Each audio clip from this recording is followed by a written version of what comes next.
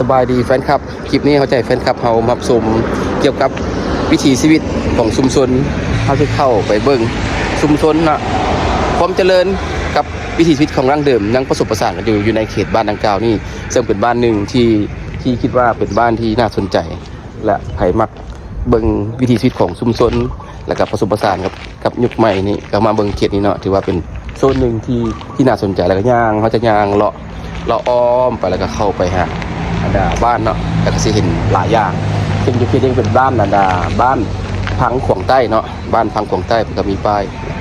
สาเขตได้เป็นเขตโซนหนึ่งที่ยังแบบดั้งเดิมมีผู้เฒ่าผู้แก่ขายเครื่องพ่อแม่บางส่วนก็ยังใช้ชีวิตแบบสโลว์ไลฟ์เนาะยังบ่แบบดิ้นรนหลายเกินไปเนาะครับใช้แบบชีวิตสโลว์ไลฟ์คอยอยู่คอยกินไปหาไปผสมผสานกับยุคใหม่เนาะถือว่าได้การลงตัวกันแบบดั้งเดิมกับแบบทันสมัยก็สามารถร่วมกันได้นะนี่ก็เป็นสิ่งหนึ่งที่คิดว่าเป็น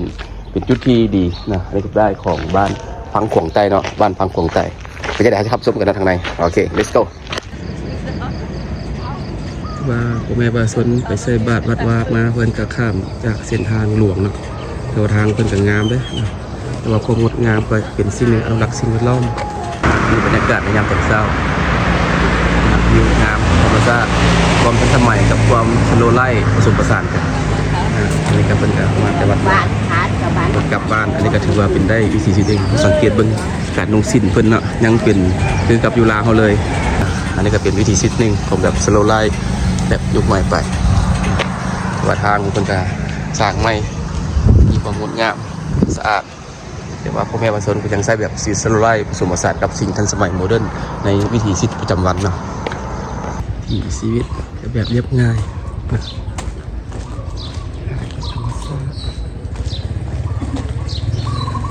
แบบหนึ่ง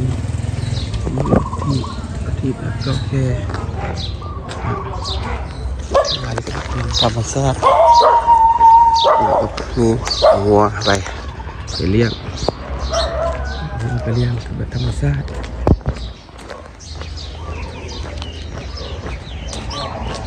ชีวิตในยามเศร้า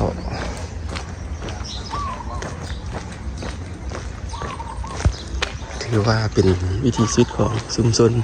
แบบหนึ่งนะของเขตบ้านนี้ถือว่ายังเป็นบ่อนเก่าแก่เส้นทางธรรมดานะถือว่าโอเคดีเขตนี้ครับ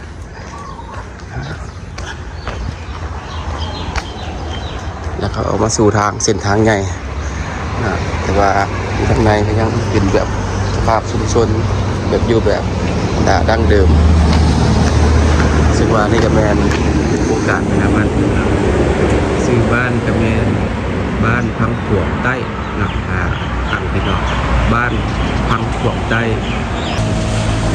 ยามเช้าขี่รถขี่เปิดร้านสบายที่บ้านเขาครับนี่อยู่สองบัวเราออกมาเส้นทางใหญ่กับประมาณนี้นะแต่ว่าอยู่เขตบ้านนี้ยังเป็น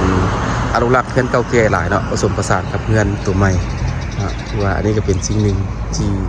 ที่ดีแบบดั้งเดิมกับทันสมัยโมเดิร์นมาผสมผสานกันแต่ว่าก็อยู่ร่วมกันได้พัฒนาไปร่วมกันได้การขายเครื่องขายของยามเช้าก็คือแบบเดียวกันเนาะเป็นแบบธรรมชาติกินซุปถือว่ายามเช้าบรรยากาศประมาณนี้กับค่าขายที่ผมอยู่กินยามเช้าแบบบ้านเฮาเลยแบบเงินแต่ละแบบก็มีความแตกต่างกันถือมีเอกลักษณ์ของไผ่มันถือว่าโซนนี้ยังเป็นโซนที่เงินเก่าหลายผสมผสานกันนี่ก็แบบเงินเก่านะเขาบางอีกฝากทางหนึ่งของบ้านนะนี่ก็แบบบ้านทันสมัยขึ้นมาก็แบบผสมผสานกันแบบงามดีนะมีเอกลักษณ์ดีผสมผสานกันไปมีปลูกต้นไม้ต้นยางมีหลายแบบเงินแต่หลังก็มีแต่คนละสไตล์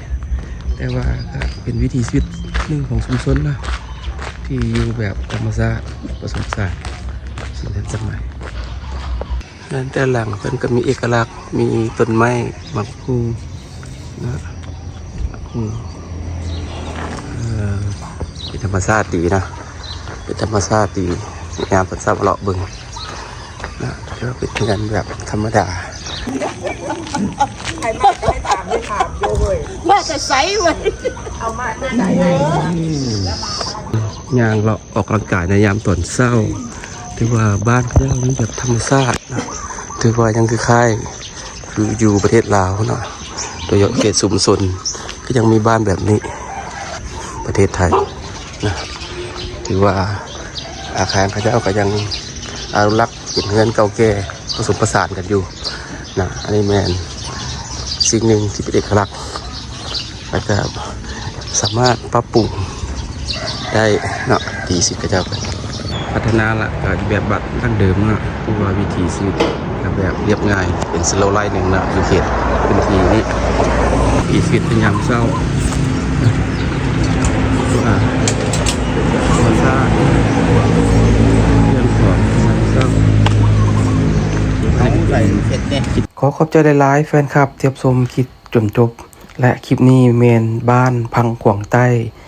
แข่งสกลนครประเทศไทยซึ่งเป็นบ้านหนึ่งที่มีเอกลักษณ์แบบผสมผสานด้านเงินซานบ้านซองเนาะถือว่ายังเป็นเงินเก่าแก่และเงินที่ทันสมัยผสมผสาน Thank you for fan club watch this clip hopefully this clip will make how you see it slow life also the style of the house so the modern mixed with the old house so seem to be is very different style of the construction on house buildings see how you enjoy on this is I really like it because it's like a simple life or slow life ขอบใจนะที่เห็นคลิปนี้ก็จะเป็นคลิปหนึ่งที่สร้างสีสันในเห็นหลาย